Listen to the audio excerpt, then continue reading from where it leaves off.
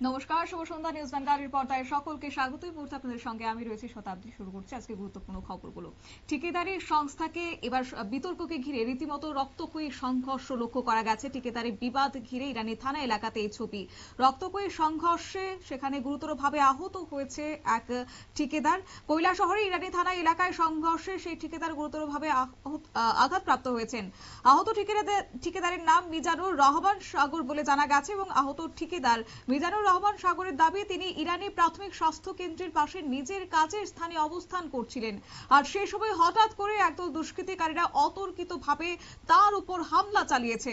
হামলার ফলে তার মাথায় গুরুতরভাবে আঘাত লাগে এবং রক্তাক্ত অবস্থায় তিনি মাটিতে লুটিয়ে পড়েন বলে অভিযোগ। হাসপাতাল সূত্রে জানা গেছে আহত ঠিকাদারের মাথায় মোট 8টি সেলাই দেওয়া হয়েছে। প্রাথমিক চিকিৎসার পর তার অবস্থার বেগতিক দেখে চিকিৎসকরা তার উপর নজর রাখছেন এবং এই ঘটনায় সংশ্লিষ্ট এলাকায় চাঞ্চল্য ছড়িয়ে পড়েছে।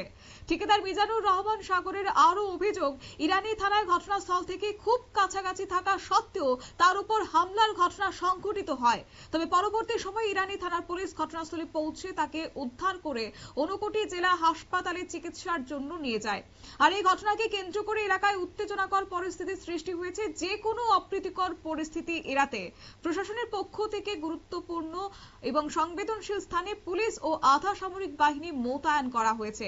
পরিস্থিতির উপর কড়া নজর রাখছে পুলিশ প্রশাসন। তবে এই বিষয়ে পুলিশের পক্ষ থেকে কিন্তু জানানো হয়েছে যে ঘটনার তদন্ত শুরু হয়েছে এবং এই হামলায় জড়িতদের শনাক্ত করার চেষ্টা চলছে।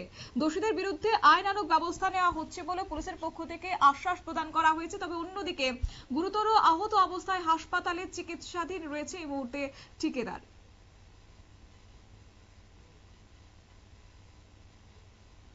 নিয়ে নিচ্ছি ছোট্ট একটি বিজ্ঞাপন বিরতির সঙ্গে থাকুন।